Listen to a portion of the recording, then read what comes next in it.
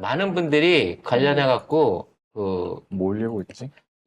예고라고 내보낸 방송. 그러니까, 왜 해병대 관련된 수사에 공직기관 비서실 소속에 행정관이 전화를 했냐.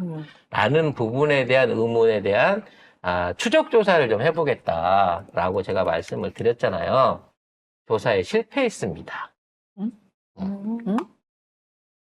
선을 좀 대봤는데요. 선이 안 닿았어요. 그래서 아무튼 중요한 건 뭐냐면 경찰청에서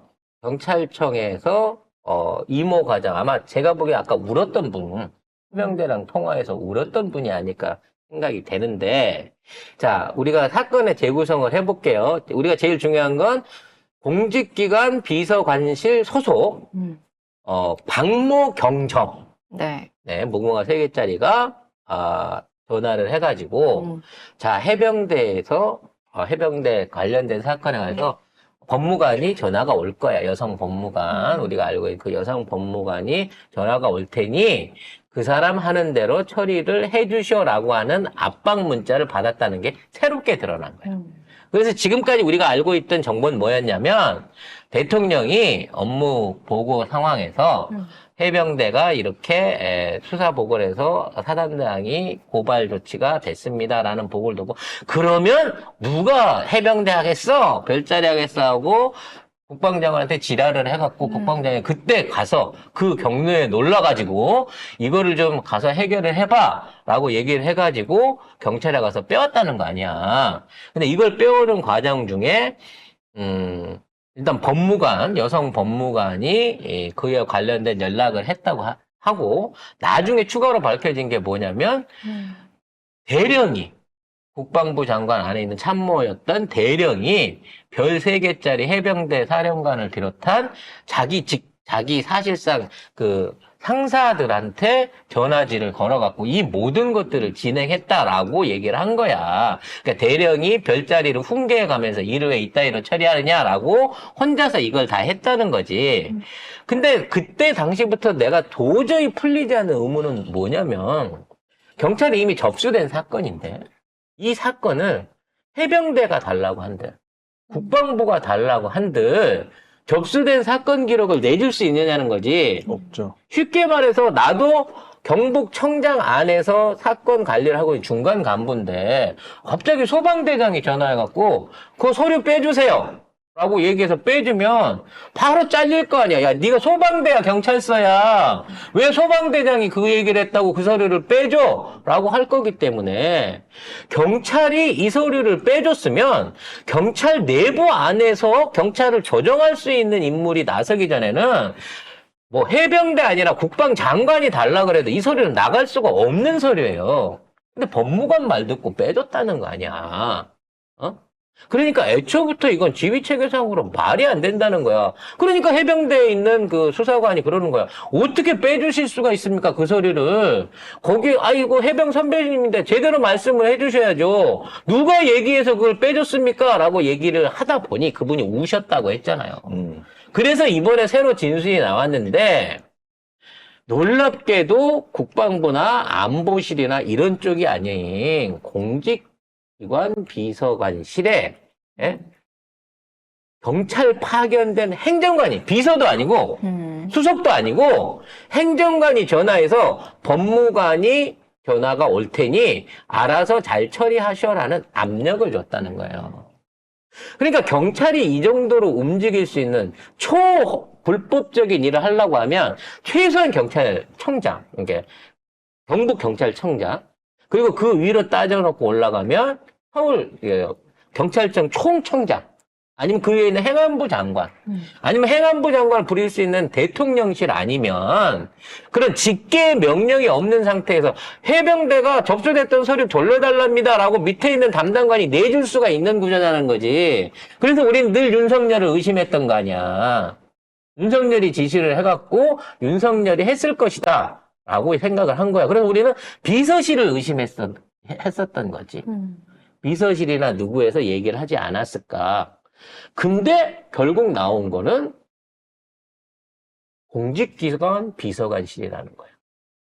그리고 이 공직기관 비서관실의 인사비서관이 이원모, 흔히 말하는 김건희의 쇼핑 가방 못지 신 씨의 남편. 이시원. 그러니까 이원모가 아니고. 그런가? 아무튼 이시원인가 이원모인가 아무튼 이 사람이 결과적으로는 자기 밑에 있는 행정관을 시켜서, 그러니까 경찰 출신 행정관을 시켜서 네가 경찰의 말을 들으니 네가 처리를 해라라고 명령을 줬다는 거예요. 그러면 경정이면 오히려 그 당시 여기 있던 과장보다 낮아. 자기보다 낮은 사람이 상관없는 해병대 법무관이 얘기하면 빼주셔라고 해서 빼줄 수 있어요? 자기보다 낮은 사람인데? 그리고 얘가 누군 줄 알아? 피싱이면 어떡할 거야? 소방서에 전화해도 나 김문수인다 그러면 그럼 김문수가 누군데? 박문수는 암행어사라도 알지만 김문수는 모르겠는데 지금 이렇게 되는 건데, 여기에 있는 애가 이렇게 얘기를 할 수 있고 자기보다 윗사람한테 그거 서류 빼주세요라고 압박을 넣었으면 얘도 확인을 했을 거 아니야. 그냥 내가 공직기관 비서관실 행정관이라고 그러면 다 믿어? 실제로 이 사람이 행정관이고 공직기관 비서관실에 소속인 건지를 확인을 했을 거 아니야. 그래서 빼준 거 아니야. 그래서 빼줬으면 경찰청장한테 보고 안 할 수 있어? 경북청장한테? 했을 거 아니야. 이거 빼줘도 될까요? 누구 얘긴데? 공직기관 비서관실인데요? 그럼 빼줘야지. 그럼 어떻게? 라고 간다는 거지. 그러면요, 애초에 구명조치를 해병대 사령관도 아니고 해병대에 있는 사단장이 자기가 할 수 있는 차원에서 김태효하고 국방장관한테 했다고 칩시다. 그럼 국방장관하고 김태효 둘이 힘갖고 공직기관 비서관실에 부탁을 해서 이거 빼주세요. 요거 좀 처리를 해주세요. 경찰에 얘기 좀 해주세요. 이렇게 말할 깜냥이 됩니까? 그거는 서로 같은 위치에 있는 사람들 치고는 있을 수가 없는 거야. 그건 국방부 장관이랑 안보실 차장이 책임질 수 있는 권한의 문제가 아니야. 이건 말 그대로 VIP 아니면 아무도 해결 못할 부분인 거야. 그리고 공직기관 비서관 뭐 하는데? 얘네가 무슨 정무수석이야? 얘네들이 하는 거는 청와대 안에 있는 인사들이나 공무원들에 대한 관리를 하는 부서인 거지. 직접적으로 이런 데 압력을 넣으라고 있는 부서가 아니란 말이야. 근데 이 기관이 동원이 됐으면 실제 대통령이 됐든 김건희가 됐든 걔가 이렇게 처리를 하세요라고 했기 때문에 이런 초불법적인 서류 반환 처리가 돼버린 거고, 이거를 내줄 수 있었던 사람은 거기서 내려왔다 그러면 문제없이 해결될 거야 라고 하는 믿음이 있어야 이게 가능했다는 거지. 그러면 어찌 됐거나 공직기관 비서관실은 군의 업무에 또는 대한민국의 사법 처리 업무에 어떤 형태든지 관여를 한 거예요. 그럼 이제 궁금한 거, 이거 윤석열이 시켰냐 김건희가 시켰냐의 문제인 거지.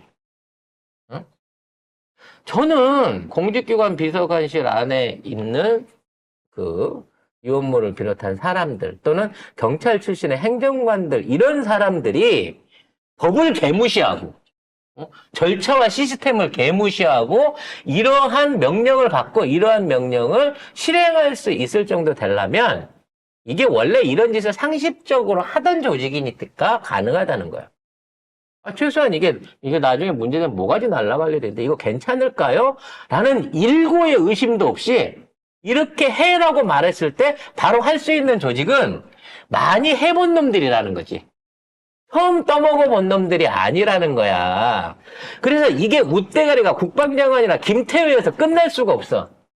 그 웃대가리한테 부탁을 했는데 윤석열한테 이 얘기를 했을까? 김건희한테 이 얘기를 했을까? 나는 이제는 김건희가 더 의심스러워요. 왜?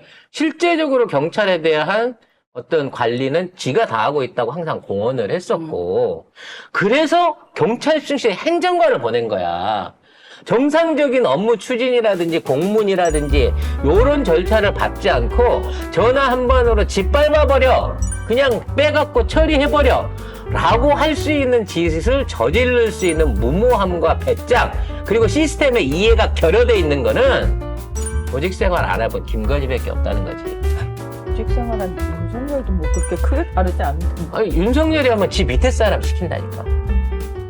동문아 네가 처리해 달라고 했든가.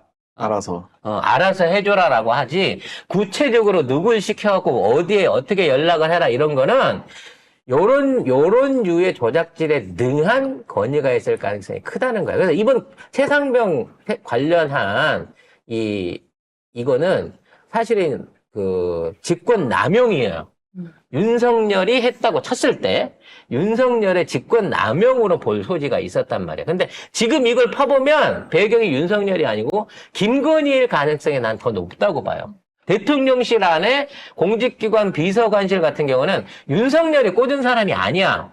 김건희가 꽂은 사람이야. 대통령실을 장악하기 위해서. 심지어 그 부인까지도 지가 끼고 있어. 당시 그 인사 담당 비서관 이 씨를 지금 결혼을 시킨 신 씨를 만나게 해준 사람이 윤석열이라고 하는데 윤석열이 무슨 재벌 마누라를 부잣집 이게 아버지가 저기 한의회 회장이에요.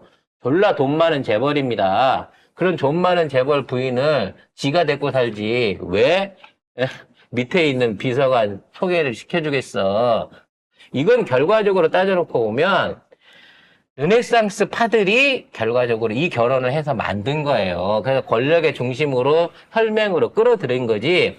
윤석열은 소개를 시켜준 게 아니라 아마도 윤석열을 했다가 나 저렇게 늙고 힘없고 바지 이상하게 입고 크리스만 닮은 애랑 안 할래요 하다 보니까 나는 이쪽으로 연결이 된 게 아닌가 생각을 합니다. 따라서 그렇게 연결이 됐으면 김건희하고 연결고리도 거기서 나오는 거예요. 거기서 봤거든. 자기의 남편 소개시켜주고 결혼시켜준 회장님의 옆에 딱 붙어있던 줄리가 지금의 김건희인 거야. 그래서 걔의 갸박무찌를 하고 있는 거야, 얘가. 옛날부터 연결된 고리로. 그러면 현재 있는 대통령실의 위상이라든지 역할이라든지 이런 걸 따져보면 이번 해병대 이 사건은요. 처음에 사고 났을 때 해병사령관이 사단장이 김건희한테 전화를 돌린 거야.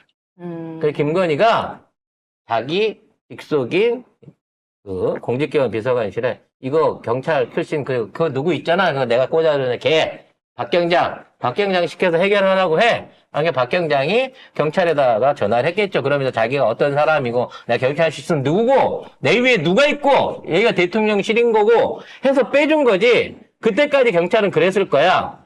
빼줘도 아무 문제 없을 거야.